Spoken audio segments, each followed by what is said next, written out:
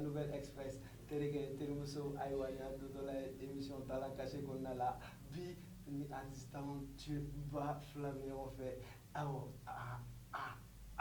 amano wabi wa ateno wa bi refere sur ce ni a dodoi amuno be maliko ha akaja maliko konnana am se ka fo ko open che open ula wa open sungalo che. Ok, on commence. Ah, tu veux dire, ça va? Ça va. Calme, Non, comfortable. Bashi taula. Bashi fo yana ngasi amane bashi kontana wa. Oh, mana usira ya bashi wala. Bashi tana ngo yana ngasi. Bashi ko kutana. Aywa, ok, problem tala hangata. Mbalmage. Madame ne alida. Ipsek to ani ipsek plutôt ipsek a point et join. Bonsoir. Ne tɔgɔ ye Musa Samake. N'o de artiste comédien ou bien wolomu na o de Wakane. Wakane. D'accord. Maintenant nous m'en fait Mbalmage ça va? Oui, ça va, ça va. Avec Jogoli. Non, tu vois. Il se qu'a fait en la gel bar et join. Oui, bien, monsieur Gonefoué. Bon, ne tɔgɔ ye Nuhum Jakte. Je suis un artiste comédien. Mais Bella de me voulait pour le menteur des mains, celui qui manque le moment. Tu vois? Pour le menteur des mains, celui qui manque le moment. Okoro. Okoro de Oyo. Ah, mais à peu près, c'est ça. À peu près, c'est ça. À ton regard, Odeoé. Anglais, oui, oui. Ok, quand on l'a donné à passer, comment l'appeler, quand on l'a donné à quand on l'a famille, copie la Nouvelle Express dans l'émission Tala Caché, Annie, comédien, Belé, va flammer, n'y a pas fait bi, Namu, ou Wele, qui nous le fait, aller trop au Wakane, nous m'a fait aller trop au pôle menteur. Oui, oui, c'est ça. Quand on dit là. Ah, ne m'en dois là. Ok, problème Tala continue. Maintenant, nous m'en fait. Oui. Paul. Oui. Monsieur qui est venu à Yorodola. Et tout la comédie là, Chukudi. Ani sababu jumɛn de do comédie la. Il y a dɔ de la wa ou bien sababu kelen jumɛn de do comédie la ni bɛ se k'o fɔ anw lajɛlibaga ye. Ok. Sani n ka don kuma kɔnɔ. N bɛ foli belebeleba ta ka ɲɛsin aw yɛrɛ ma ka tila ka an lajɛbagaw bɛɛ lajɛlen fo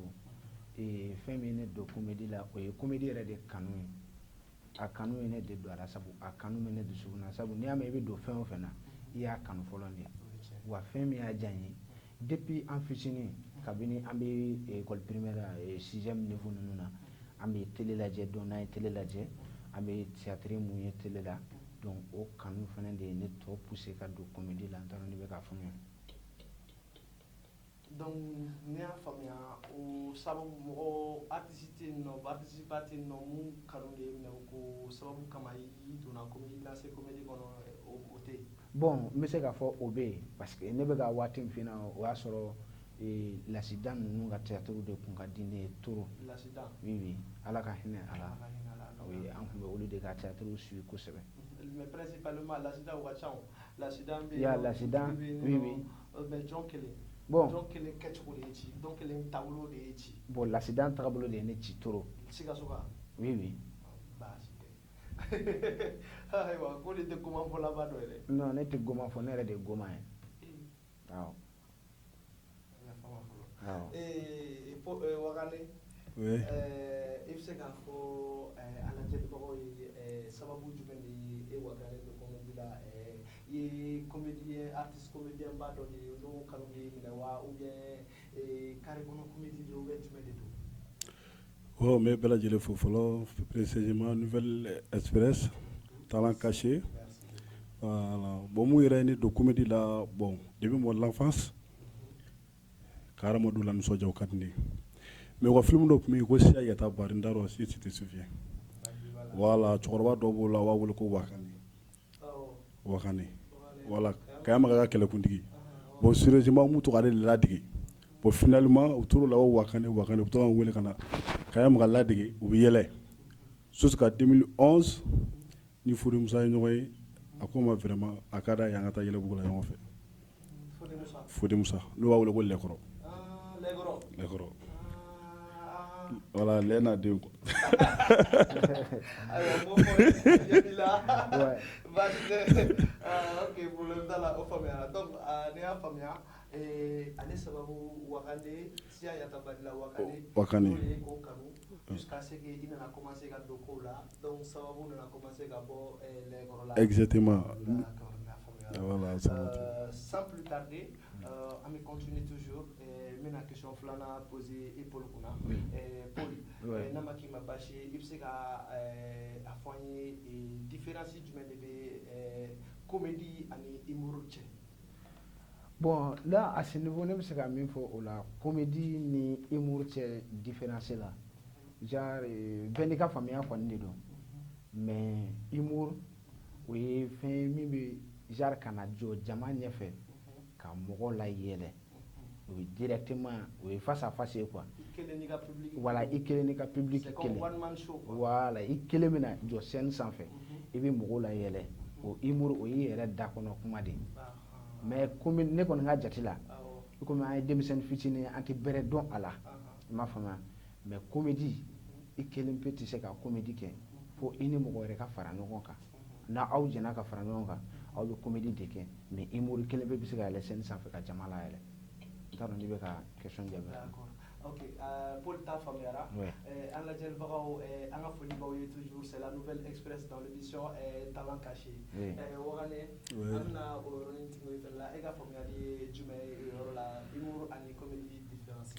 Ouais, humour ni comédie différence ça signifie que comédien et humoriste. Comédien ça peut être un acteur, ça peut être un théâtriste. Bon, humoriste ye an mun bɛ mɔgɔ layɛlɛ kɛ a kelen o de humoriste mun bɛ yɛlɛ scène kan a kelen ni jama kelen a bɛ mɔgɔ layɛlɛ a bɛ mɔgɔ la nisɔndiya a b'a ka spectacle kɛ a kelen ni jama kelen bon comédien o bɛ jouer un rôle cinéma ou théâtre kɔnɔna la comédien bɛ se ka jouer olu kɔnɔna la a bɛ se k'olu rôle jouer bon comédien acteur dɔ fana bɛ yen comédien don humoriste don o bɛ se ka nin bɛɛ kɛ mɔgɔ kelen bɛ se ka nin bɛɛ kɛ mais bon dɔw bɛ uso comédien la mais humoriste o tɛ se o la mais dɔw fana bɛ yen humoriste a ka ca humoriste kɛla caman bɛ yen o bɛ se ka comédie kɛ o bɛ se ka théâtre kɛ voilà différence fila de b'u ni ɲɔgɔn cɛ. non o yɔrɔ c'est vrai parce que an ka jateminɛw y'a jira a bɛ ka fɔ mun fɔ effectivement c'est ça humour o de ye e ye mun fɔ i n'a fɔ one man show i bɛ jɔ i ka public filɛ i bɛ kuma u la yɛlɛ i kelen n'i ka public kelen tandis que comédie filɛ nin e ye mun fɔ caman aw caman bɛ se ka comédie de kɛ i n'a fɔ a bɛ se ka théâtre bɔ i n'a fɔ a bɛ se ka film kɛ mɔgɔ kelen tɛ se ka film kɛ wa mɔgɔ kelen tɛ se ka théâtre fana kɛ donc comédie ani humour caman différence de filɛ nin aw minnu bɛ yen ko aw t'a différence dɔn voilà l'opportunité c'est dans l'émission Talent Caché avec la Nouvelle Express. Donc sur ce ni an ka pub daminɛ ok aw minnu bɛ k'aw bɛ fɛ ka participer ni émission in na c'est très simple et puis c'est très facile i dan ye ka nin numéro in contacter an bɛ ɲɔgɔn sɔrɔ ni plateau in kan 00223 77 69 58 16 n'o cayal'i ma i bɛ na tuguni 00223 51 78 09 09. Nous sommes toujours dans l'émission Talent Caché avec Wakane et Paul, le mental. Ok, ça, non, 100. Kadam ne elawa ko kadam ne. I bɛ interagir kɛ. Ka interagir kɛ. Awɔ, ou bien ni ko nana cogo o cogo a bɛ daminɛ kɔrɔ de fɔlɔ la. kɔrɔ ni sɛbɛnni bɛ tɛnɛ de kan. Hali ni saya nana a bɛ kɔrɔ fɔlɔ de ta ka dɔgɔnin to yen parce que dɔgɔnin ye lagare de. Ok, ayiwa kɔrɔ ko ka daminɛ la, a bɛ daminɛ kɔrɔ la. Ok, sans plus tarder, Wakane. Oui. An bɔra sisan nɔ ka kuma dɔɔni fɔ n'an masalala dɔɔni an bɛ layɛlɛli dɔɔni kɛ walasa hadamadenw a ka diya Mali kɔnɔ Mali kɔ ka diɲɛ n'a lamini bɛɛ ka se ka aw ye ka se ka ka talent fɔ ka sina ka fɔ kun sec ni cɛ ni ban ka baara dɔn a bɛ se ka baara la e bɛ se ka mun de kɛ sisan nɔ i ka public cɛ ani Nouvelle Express lajɛlibagaw cɛ sisan mun bɛ se ka buzz kɛ diɲɛ bɛɛ. Peace. Comédie dɔ kɛ ou bien sketch dɔ kɛ ou bien yɛlɛ ɲɛna i b'o kɛ. cɛ Mali policiers canga fara Mali policiers la Mali policiers ma ɲi dɛ. Bɔra muso de filɛ nin ye tellement kɔnɔbara sɛgɛnna a taara jiginyɔrɔ la i b'a kalama a ye tile 3 de kɛ a bɛ tin na tile 4 tile 5 une semaine 2 semaines a bɛ tin na a ma se ka jigin dɔ de kan t'a ma ko mais ne b'a ɲininka ni muso in cɛ bɛ baara jumɛn de kɛ dɔ k'a ma ko policier de don a fɔra ko policier don docteur ko problème foyi t'a la a sera ka taa a mɔli la dɔrɔn ka cahier ta ka bɔ a bɛ ka tɛmɛ muso kɔnɔma dalen la dɔrɔn den sera k'i bolo bɔ k'a bɛ cahier minɛ ten muso denyɛrɛnin b'a n'a sera ka jigin sera k'i bolo bɔ ten k'a bɛ cahier minɛ dɔrɔn u y'a ta tigɛ ma ka bɔ n'a ye ka sigi docteur muso de y'a ta tigɛ ma ka sigi o ko tiɲɛna k'e ye policier de ye ko parce que ko policier ka cahier ko tɛ kulonkɛ ye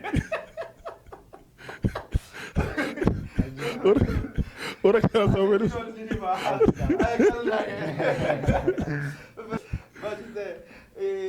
o bɛ la a bɛ kɛnɛ di nkalontigɛ masa ma Paul jaba b'i bolo dɔ d'a ma bɛ si kɛ sa ne bɛ tiɲɛ de fɔ ne tɛ nkalon tigɛ dɛ i m'a faamuya mais n bɛ ka kuma min fɛnɛ de sɛbɛ don kuma in na mɛn dɛ n bɛ ka sɛbɛ de f'i ɲɛna tan ne ni petini dɔ de ye école kɛ ɲɔgɔn fɛ an ye première année kɛ ka deuxième année kɛ cinquième année la an bɛɛ redoubler la fo siɲɛ 5 cinquième année la on a fait 5 ans cinquième année école jumɛn cinquième année la école tɔgɔ école fondamentale o de y'o ye donc an ye san 5 kɛ cinquième année la donc ale nana mun fɔ sisan donc ko ale bɛ école in to yen quoi ale bɛ école to yen ale bɛ kɛ chauffeur ye siɲɛ 1 donc a taara parantiya kɛ a ye san 5 kɛ sotarama la ka tila ka san 4 kɛ camion na quoi a nana b'o la a nana remorque fɛnɛ parantiya de kɛ sisan i m'a faamu a ye san 4 wɛrɛ de kɛ yen nɔ donc a bolo nana jɛ dɔɔni chauffeur kɛ ko k'a ka taa permis ta donc u taara permis ta yɔrɔ i komi permis ta yɔrɔ filɛ aw bɛ théorie kɛ quoi pratique fɛnɛ bɛ kɛ donc a ye pratique bɛɛ kɛ o ɲana donc turu nana se théorie ma a fɛnɛ ka théorie fɛnɛ bɛɛ ɲana question tɔ nana to question kelen de sisan n'a y'o jaabi dɔrɔn permis bɛ bɔ ka d'a ma donc permis dila ko ne ko Madu waati jumɛn na n'i bɛ mobili boli kan ka classoni kɛ de permis tɔ y'o question dɔrɔn de Madu y'i kan to ko n'i bɛ mariage la cortège quoi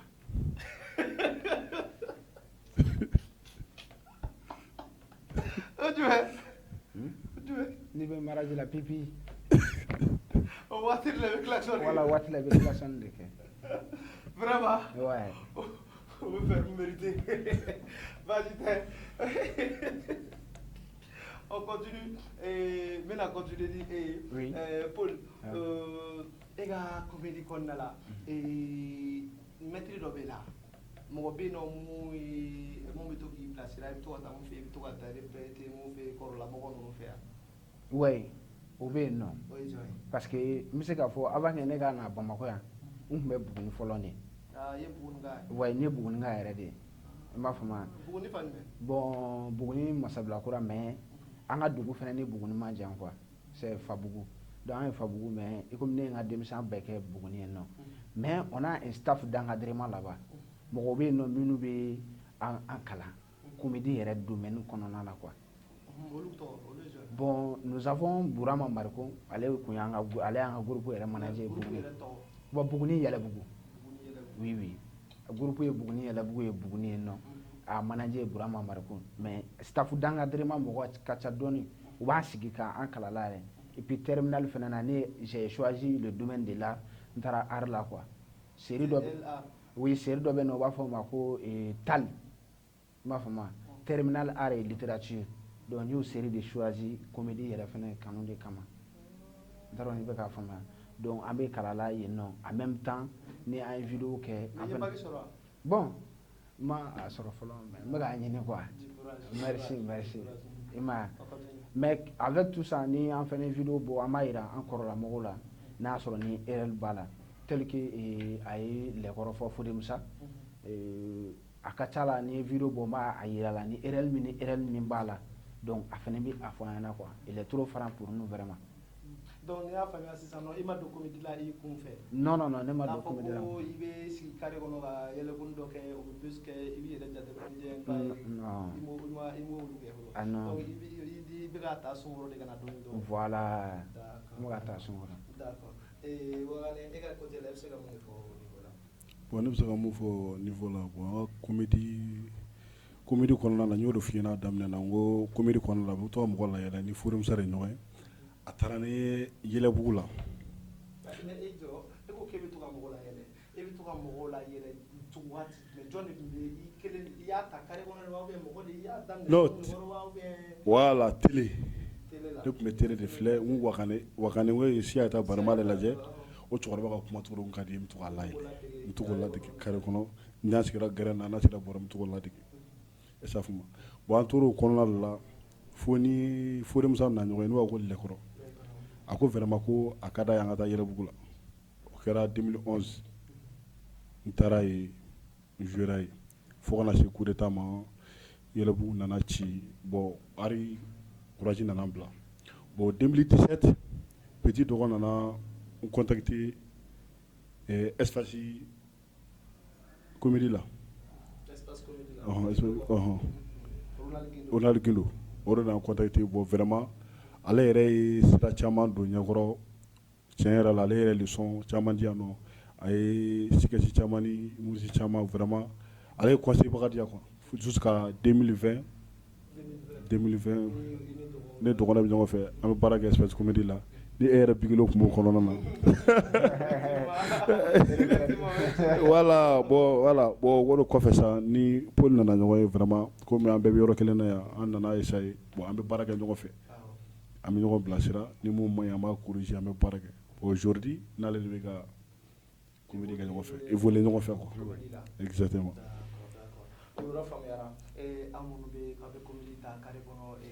yɔrɔnin kelen i ye beusi kelen kɛ i ye beusi fila kɛ k'i b'i yɛrɛ kɛ star ye tu n'es pas célèbre a t'a sɔngɔrɔ i n'a fɔ ninnu bɛ ka kɛ cogo min na c'est ça la comédie tɛ taa à tue-tête parce que i ye ko ni kelen kɛ bɛɛ sɔnna ye k'i b'i jate star fɛ tu n'es pas une star patiente-toi va doucement qui va lentement va sûrement on y va on continue c'est la Nouvelle Express dans l'émission Talent Caché on est ensemble et n bɛ segin ka na e ma Wakane i komi n bɔra Paul la Wakane e ka niveau la i ye voyage dɔw kɛ yan comédie yan fanw fɛ Mali kɔnɔ a ka jan Mali kɔnɔ. bon n ye voyage dɔ kɛ ani n bɔra siɲɛ kelen ni n terikɛ dɔ tun bɛ ale taara ni Faransi bon pour 2 semaines an seginna ka na n terikɛ maraka de don Kalu Sakɔ depuis Faransi sali ouais bon bɔlen kɔ a la bon n nana bon an bɛ tournoi misɛnninw kɛ yan taa Segu Buguni ani yan an bɛ spectacle kɛ yan bon sisan an b'o niveau de la sisan. donc maintenant n bɛ n'i ɲininka yɔrɔ dɔ la o hukumu kɔnɔna la o yɔrɔnin na i ko k'i ye Buguni Sikaso Segu ni yɔrɔ Kayi ni yɔrɔ caman kɛ ani Faransi yani n ka bɔ kɔkan na n bɛna i ɲininka région ni yan Bamakɔkaw cɛ différence jumɛn de bɛ comédie ni ɲɔgɔn cɛ région kɔnɔ mɔgɔw ka comédie ani Bamakɔ kɔnɔ mɔgɔw ka comédie différence jumɛn de bɛ yen. cɛ bi na cɛ ari ko ye kulonkɛ t'a la koyi sisan n'i taara burusi kɔnɔ comédie ni Bamakɔ comédie o cɛ ka jan ɲɔgɔn na quoi exactement parce que Bamakɔ comédie la i bɛ se ka i jɔ i bɛ mɔgɔ humour dɔ bɛ yen i b'a fɔ Bamakɔ yan bɛɛ bɛ yɛlɛ mais n'i taara village ninnu na ni sketch tɛ ni ko bɛ humoriste ninnu de ye n'Ala ma jan kɛ scène i b'i kunkɔrɔta o b'a sɔrɔ mɔgɔ tɛ scène sanfɛ non o b'a la dɛ olu sketch de b'olu don i ma ye bon Bamakɔ i bɛ humoriste kɛ bɛɛ bɛ yɛlɛ i bɛ ka spectacle kɛ i kelen bɛɛ bɛ yɛlɛ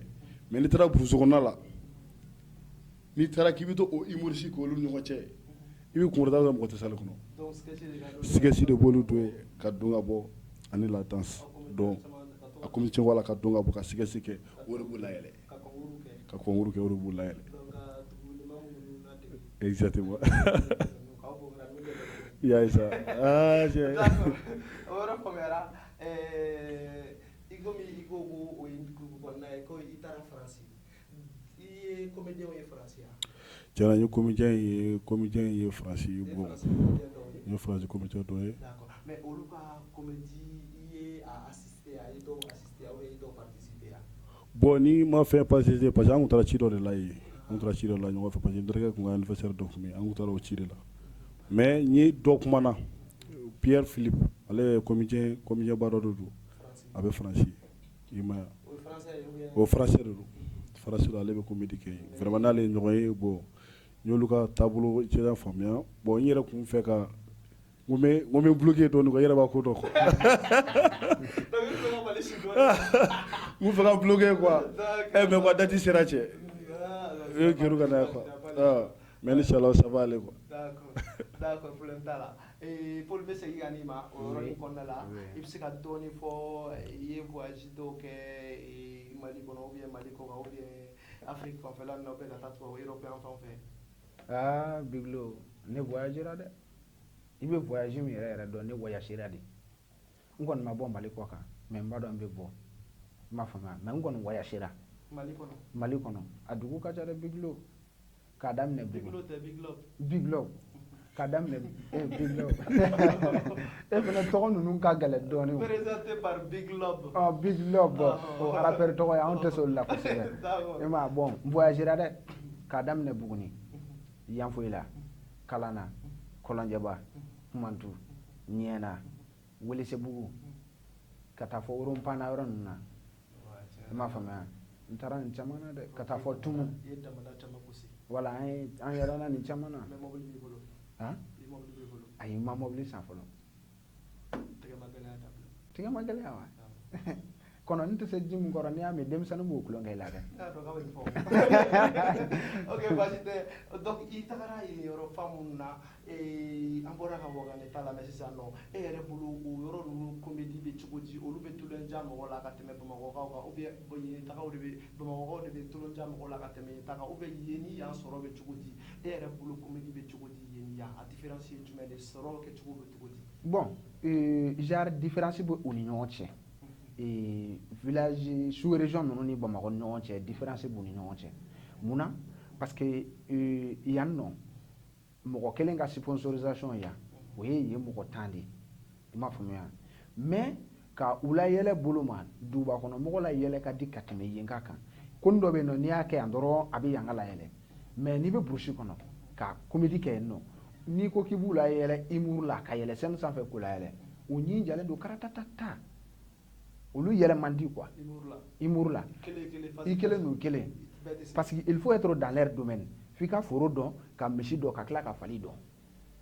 i m'a faamuya n'i t'olu ka domaine dɔn u yɛlɛ man di i ka humour la soit i bɛ sketch de kɛ donc n'i ye sketch kɛ sisan u bɛ se ka a faamuya à travers ça u b'u ka tataw ta a kɔnɔ n t'a dɔn n'i bɛ k'a faamuya voilà. o hukumu kɔnɔna la n bɛna aw ɲininka aw bɛ évoluer groupe de la wa ou bien bɛɛ tɔgɔ de b'i la bɛɛ bɛ évoluer i yɛrɛ ma aw ka groupe bɛ yan bon aw fila dɔrɔn de bɛ baara kɛ. i comme bon o condition na sisan Wagane ale bɛ Bamakɔ yan mais i comme ne tun bɛ Buguni i m'a faamuya mais n nana yan nɔ à peu près une année maintenant nin y'a san kelen de ye donc an bɛɛ ye ɲɔgɔn sɔrɔ quartier kelen na an terikɛ Jalakɔrɔbugu an bɛɛ terikɛ wa an bɛɛ bɛ Jalakɔrɔbugu bon an bɛ Jalakɔrɔbugu zone industrielle de kɔnɔ i m'a faamuya donc ne nana yen nɔ an bɛɛ terikɛ dɔ bɛ yen nɔ boutique feerela don c'est un jeune talentueux aussi il s'appelle Tijan Berté non comédien tɛ mais ani jeunes fana ka ji kosɛbɛ feerekɛla de don donc n y'a ɲininka n ko ne bɛ comédie kɛ ni comédien dɔ bɛ yan nɔ donc ce jour là a ye Wagane de wele ne Wagane ka rencontre don yɔrɔ de filɛ ɲɔgɔn na nin ye an donna ɲɔgɔn na au niveau de la donc an yirala ɲɔgɔn na k'an bɛɛ bɛ comédie kɛ parce que comme ne bɔra groupe la Buguni ka na Bamakɔ baara de la yan nɔ donc tellement que j'aime l'art je ne peux pas abandonner quoi. Bon genre je travaille dans l'huilerie Mahamadou Doumbia n bɛ baara kɛ usine dɔ de la le propriétaire c'est Mahamadou Doumbia donc an bɛ tulu ninnu de dilan kɔɔrikolo tulu big up belebeleba a Mahamadou Doumbia Baba Doumbia de la SODEF i m'a faamuya donc an donna ɲɔgɔn na ten an nana baara daminɛ ɲɔgɔn fɛ ten jusqu'à maintenant fo an yɛrɛ nana fara ɲɔgɔn kan n bɛ se k'a fɔ an ma kɛ groupe ye sa mais an bɛɛ ye golo kelen ye quoi i m'a faamuya voilà. o hukumu kɔnɔna la sisan nɔ n bɛna i ɲininka i komi ko k'i nana yan nɔ ko a bɛ san kelen na e ye comédie daminɛ ni sisan cɛ a bɛ san joli de la. bon ne ka comédie daminɛ ni sisan cɛ n y'a daminɛ 2016 voilà donc 2016 an bɛ 2021 de la ça si je ne me trompe pas voilà. ok e t'a daminɛ la a bɛ san cɛ a bɛ san joli. bon ne b'a fɔ 10 ans il a 10 ans. A bɛ 10 ans na bi 2011 n y'a daminɛ 2011. ok Maintenant, il est là, c'est ça, non, et à la commune, là, à la Djemon, là, et difficulté, tu veux dire, là, et Wakana, qui peut faire exprimer la Djemon, comme bon ari man nɔgɔ parce que difficulté mana bon an bɔ fo sɛbɛnni kɔrɔ ka pɔn tigɛ ka na café des arts la répétition na an sera bon ari kɔnɔna la ni soutenbaga t'i la ni dɛmɛbaga t'i la a man nɔgɔ quoi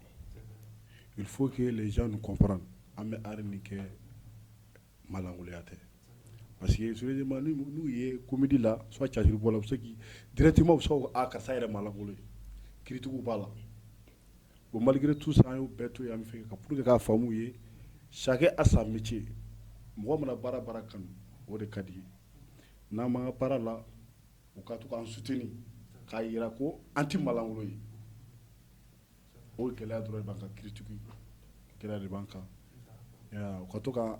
soutenir an ka baara la an ka baara in tɛ malangoloya baara ye ari c'est très difficile ari ka gɛlɛn dɛ mais n'u y'an dɛmɛ a bɛ courage d'an ma on va aller loin an bɛ continuer k'olu fana nisɔndiya an bɛ continuer an bɛ baara kɛ an bɛ mali fierté mais dɛmɛbaga kelen b'an na mamadu dunbiya n bɛ ka mun fɔ SODEF SODEF ko kuma in kɔnɔna la n bɛna n'a jateminɛ a ka réseaux sociaux sanfɛ a bɛ i n'a fɔ a bɛ ka ko dɔ organiser bon m'o yɔrɔ to i bolo e bɛ kuma o yɔrɔ kan. Oui, bon, an bɛ ka fɛn dɔ organiser bi a daminɛna à peu près 2 mois et 15 jours an b'a la ka organisation kɛ ni o ye an ka spectacle de ye i m'a faamuya le lendemain de la fête ni o ye selidenni dugujɛ ye an kɛlen don ka spectacle belebele organiser selidenni dugujɛ jalakɔrɔbugu espace culturel commune Yɔsi la a bɛna daminɛ ni ala ma baasi kɛ 16h pile donc a ɲininen don bɛɛ lajɛlen fɛ bɛɛ ka bɔ an ka taa ni spectacle kɛ n y'o de fɔ n ko ni ala ye kɛ artiste ye dɔw b'a fɔ ko maalankolon don mais maalankolon baara tɛ yen mɔgɔ de b'a yɛrɛ kɛ maalankolon ye mais a daminɛ na caman bɛ an na gosi mais tagalen ɲɛfɛ olu bɛ tila ka tɛgɛrɛ fɔ an kun i m'a faamuya mais artiste dɔgɔya tɛ ko in bɛɛ bɛ dɛmɛbaga de bolo i bɛ se u tɛ se o n'i ye dɛmɛbaga sɔrɔ walahi i bɛ lajɛ ari ka gɛlɛn dɛ mais n'i ye mɔgɔw ɲininka u b'a fɔ ko an bɛ tulonkɛ dilan an tɛ tulonkɛ la an bɛ k'a sɛbɛn kɛ f'u k'a faamuya nous sommes des porte-parole de la population i m'a faamuya anw de bɛ ci lase ni ala ye kɛ artiste ye ala de y'o latigɛ anw nɔ tɛ donc fɛn degun min bɛ se ka kɛ population kan anw b'a fɔ plus facilement an fana b'a fɔ n'an ka manière ye an tɛna mɔgɔ dɔgɔya an b'a kɛ ni tulonkɛ de ye donc a ɲininen don jalakɔrɔbugu ka bɛɛ fɛ ka taa cɛgɛni na bagineda kɔbala fo ka taa bila ɲamala muntugula yirimajɔ i kɛra mali kɔnɔ i kɛra a kɔ kan cɛ bɛɛ welelen don an ka ɲɔgɔn sɔrɔ nin don kelen in na ban min bɛna kɛ dɛ o bɛna la kali de ayi bon o ma se fɔra ni an sera yen nɔ o bɛ kɛ selisaga min fagala dɛ an bɛ t'o sogo de jeni yen nɔ mais n b'a fɛ ka munumunu ni ye yɔrɔnin dɔ la parce que i bɛ ka ɲininkali kɛ dɔɔnin o ye SODEF ko in de wala SODEF n b'a faamuya n m'a f'i ye n ko comédie la n'i ye maa sɔrɔ min b'i dɛmɛ i bɛ avancer n m'a faamuya sponsor belebele b'an bolo o ye de ye olu ye SODEF auto saral chez Baba Dumbuya ni bɛɛ lajɛlen b'a wele ko Mamadu Dumbuya est-ce que bɛɛ k'a faamuya d'accord problème t'a la ayiwa aw yɛrɛ tulo b'a la ko Wakane ani Paul a ka groupe tɔgɔ ou bien tɔgɔ t'a la pour le moment tɔgɔ t'a ka groupe la fɔlɔ tɔgɔ t'a la donc ko Wakane ani Paul ko olu bɛ ka ko comédie show belebele bala bɛɛ seli dugusajɛ yɛrɛ n'o bɛ bɛn est-ce que jeudi tɛ ni ala sɔnna ma seli yɛrɛ bɛ bɛn don min ma o dugusajɛ donc an ka ɲɔgɔn sɔrɔ u bɔra ka yɔrɔ min kofɔ sisan nɔ an bɛ ɲɔgɔn sɔrɔ yen nɔ a ka taa bila dan na a ye bɔ a ka to ka show jɔ aw bolo o fana bɛ sɔrɔ yiriwa o fana b'a to ninnu fana bɛ sankɔrɔta ka taa fɛ aw minnu bɛ extérieur la u mago bɛ aw fana ka dɛmɛ la n'aw sera ka taa n'u ye extérieur la u bɛ se ka ko caman kɛ fana maa dɔgɔmani tɛ jɔ mɔgɔ la o ye kara ye n'i bɛ se ko la adamaden bɛɛ bɛ se ko dɔ la i bɛ se mun na dɛ e k'o lamaga ala bɛ sababu dɔ fana bɔ kɛrɛfɛ an ka ɲɔgɔn dɛmɛ un moment vivant c'est très important sisan nɔ Wakane n bɛna ɲininkali kelen laban tugu i la a ka objectif ye jumɛn de ye comédie ko in yɛrɛ la a ka laɲini ye jumɛn de ye a bɛ fɛ ka kɛ jumɛn de ye comédie la comédie na biglo je kuma ba fo de comédie ko ina fɛ ka comédie kɛ ka malien de bɛɛ la nisɔndiya Mali kɔnɔ Mali kɔ ka diɲɛ fan bɛɛ fɛ an bɛ fɛ ka fierté d'être malien ka Mali kunnabɔ ka taa fan bɛɛ fɛ fo a dan la fierté du Mali fo a dan. D'accord. Ayiwa o hukumu kɔnɔna la Paul e ka laɲini ye jumɛn ye comédie la e bɛ fɛ ka kɛ jumɛn ye i bɛ fɛ ka taa min ni min fɛ ka mun de kɛ comédie la ko diɲɛ bɛɛ bɛ fɛ ka fɔ ko Paul filɛ nin de ye kuma ye nin de ye kuma ye objectif ti dɔ wɛrɛ ye c'est d'aller jusqu'au bout quoi i m'a faamuya parce que mɔgɔ n'i donna ko o ko la i b'a sama fo k'a s'a dan na de a kun b'u kɔnɔ k'a tɛ kɛ min ye f'a ka kɛ o de ye parce que a daminɛ don o n'a laban don olu tɛ kelen ye Ala dɔrɔn de b'a laban don dɔn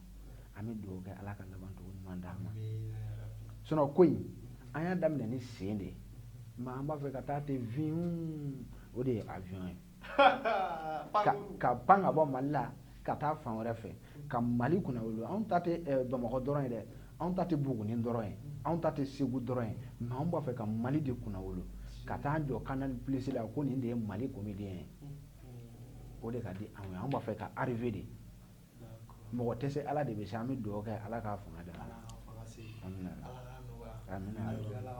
amina bon a bɛ se ka o hukumu kɔnɔna la a bɛ se ka numéro dɔ di ni mɔgɔ mago b'o la Mali kɔnɔ a ka diya Mali kɔ kan n'a bɛ se ka n'a bɛ fɛ ka aw invité u ka école fêtes la ou bien fɛn dɔw la a bɛ se ka numéro dɔ di pour que u bɛ se ka o lasɔrɔ numéro min na kuma bɛɛ heure bɛɛ wagati bɛɛ. Oui an bɛ se ka numéro di comme numéro fila yɛrɛ de bɛ toujours Orange ani Malitel o kana bɛ Orange di ne yɛrɛ bɛ Malitel di Malitel ça c'est 67 57 87 77. Ok. À 00223 67 57 87 77. D'accord. Pour quel numéro ne ka numéro 79 18 55 48 mulu fɛ ka weleli kɛ kɔfɛla la o ye 00223 79 18 55 48. D'accord. Sisan nɔ a bɛ se ka foli laban jumɛn de bila aw lajɛlibaga ni aw kɔnɔbaga n'aw fanubaga ani ka fanu n'aw dɛmɛbaga ani minnu yɛrɛ y'a décidé ka ŋaniya siri ka ban k'u bɛ taa u ka concert la a bɛ foli jumɛn de bila u kan an ka Nouvelle Express plateau in kan n'an b'a wele émission Tala Kasi. Ok bon an bɛ se ka foli min bila sani an ka taa yɔrɔ jan fɔlɔ an bɛ foli bilali daminɛ an kɛrɛfɛ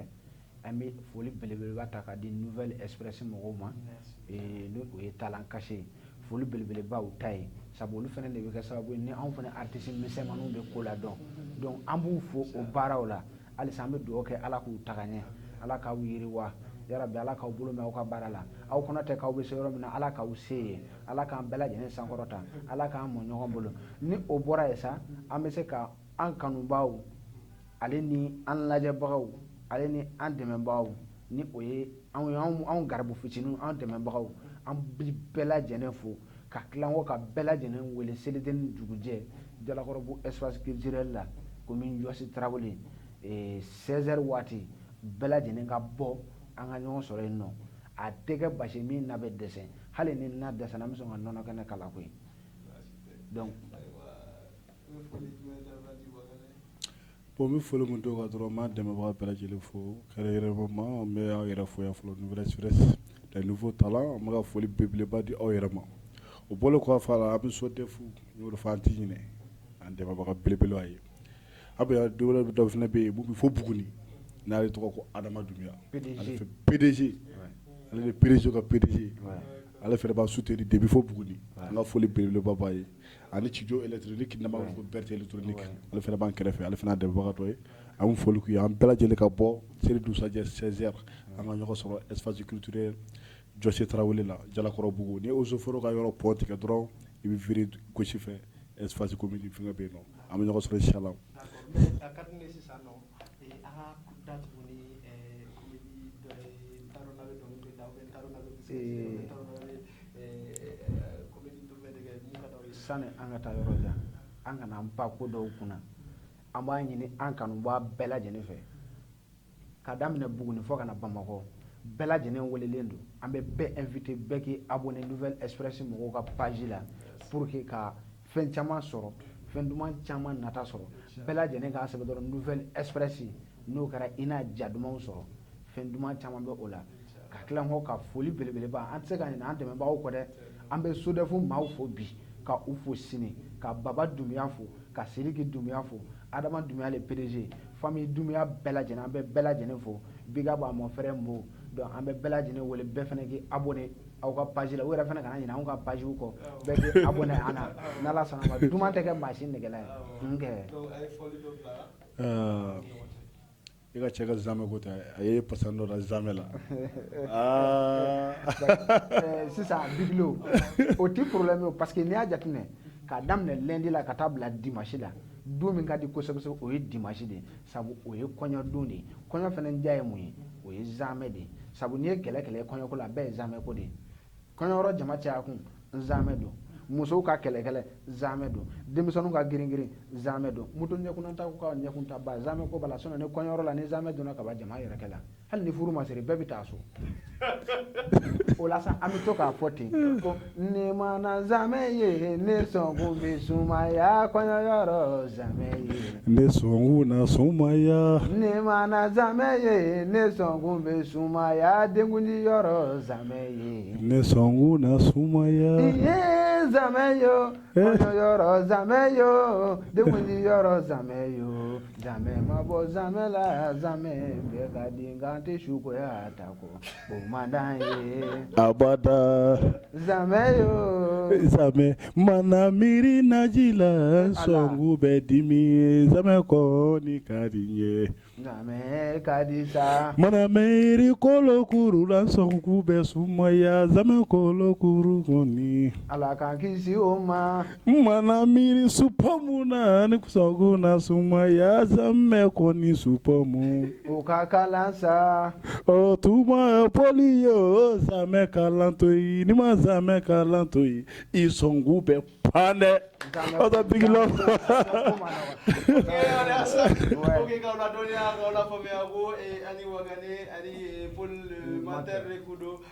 dans l'émission Talent Caché sur la Nouvelle Express. Donc à ce gars émission suivie chaque samedi sur la Nouvelle Express. Donc on se dit bye bye, ciao ciao et à la prochaine. Big love.